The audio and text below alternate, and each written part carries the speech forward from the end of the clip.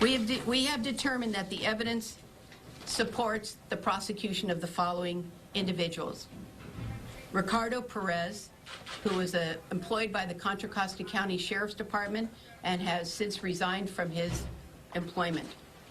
We are filing one felony count of Section 288A, subsection B, subsection 1, which is a felony that alleges oral copulation with a minor. We are alleging 2 counts of Penal Code Section 647B, engaging in a lewd, 647(a), engaging in lewd act in a public place. We are filing charges against Dan Black. He's was formerly employed by the Livermore Police Department. We are alleging against him 2 counts of Penal Code Section 647(b), which is engaging in an act of prostitution. Those are misdemeanors. And 2 counts of Penal Code Section 647A, again, engaging in lewd acts in a public place, both misdemeanors. We are filing a complaint against an Oakland police officer, Brian Bunton. Against Brian Bunton, we are alleging 1 count of Penal Code Section 182(a), 5, which is a felony, obstruction of justice. We're alleging 1 count of Penal Code Section 647(b), engaging in an act of prostitution, a misdemeanor.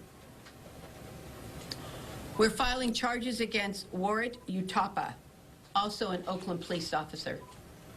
We're alleging 1 count of Penal Code Section 502, which is a misdemeanor, knowingly and without permission, conducting a search of official criminal justice data and computer systems without an authorized purpose.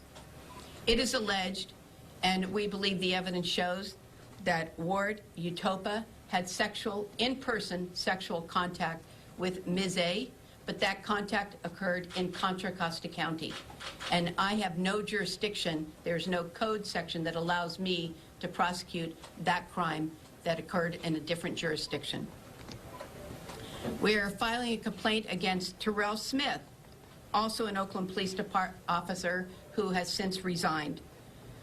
We are alleging against Terrell Smith 4 counts of Penal Code Section 502, the misdemeanors knowingly and without permission, conducting a search of official criminal justice data and computer systems without an authorized purpose.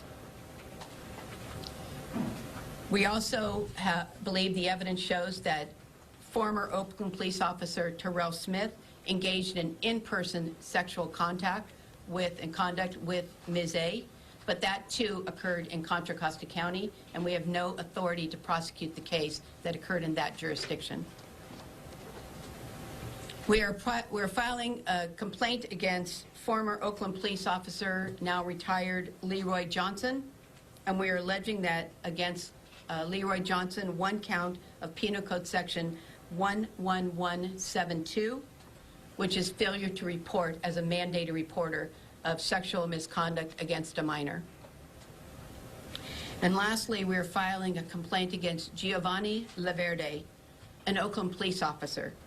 We're alleging 1 count of Penal Code Section 288A, (b), (1), a felony, which is oral copulation with a minor. We have declined to file charges against any other individuals based on all of the evidence that we have reviewed. Because we're not filing against these other individuals, with the exception of Terrell Smith and the exception of Warren Utapa, we will not name the other officers. However, as to each of these investigations, we determined that the extrinsic evidence contradicts or sheds reasonable doubt on allegations of criminal conduct, such as serious inconsistencies in the statements taken from the witness or contradictions between the witness's statements and the social media messaging. We could not substantiate the allegation that Ms. A was involved in a in-person sexual relationship with a police officer since she was 16 years old. And I make a distinction between in-person sexual conduct and those who were involved in what we now refer to as sexting, online sexual inappropriate behavior. We also determined that the extrinsic evidence appears to establish that Ms. A never actually met Officer Brendan O'Brien in person. As to other individuals who are named or who have been identified or whom she has alleged to have had sexual contact with, in-person contact, 2 are in San Francisco, and we have no authority to prosecute any crimes occurring in San Francisco. But we have been in contact with both Contra Costa and San Francisco counties regarding the allegations of Ms. A.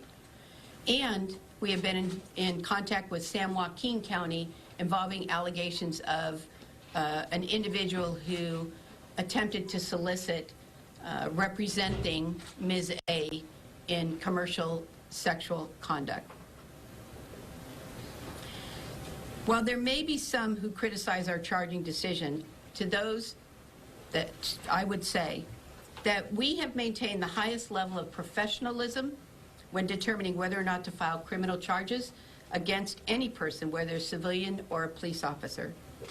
And while I find much of the conduct was uncovered morally reprehensible and not befitting a sworn law enforcement officer, it is nonetheless outside of the criminal statutes. To that, I refer that the allegation that Ms. A had many, many law enforcement Facebook friends. Some of those individuals engaged in chatter with Ms. A. And some of those who engaged in chatter engaged in sexually explicit or sexually inappropriate chatter. However, the law does not address sexual misconduct across the internet other than for the purpose of selling or forcing a minor to engage in sexually explicit or sexually inappropriate behavior. And that does not appear to be the case here. At least the evidence did not reveal that. I also want to say that Ms. A deserves all of the privacy and confidentiality protections that the law provides for victims of crime. This has been at the forefront of our work in this case. As I said at the beginning, we declined to comment even on what was going on with Ms. A over the last couple of weeks, because we uphold the rights of victims at the highest level. And we are an office who started the very first victim witness program to work with victims of crime in the criminal, that were pulled into the criminal justice system. Our victim witness division was started in 1984. All right, you've been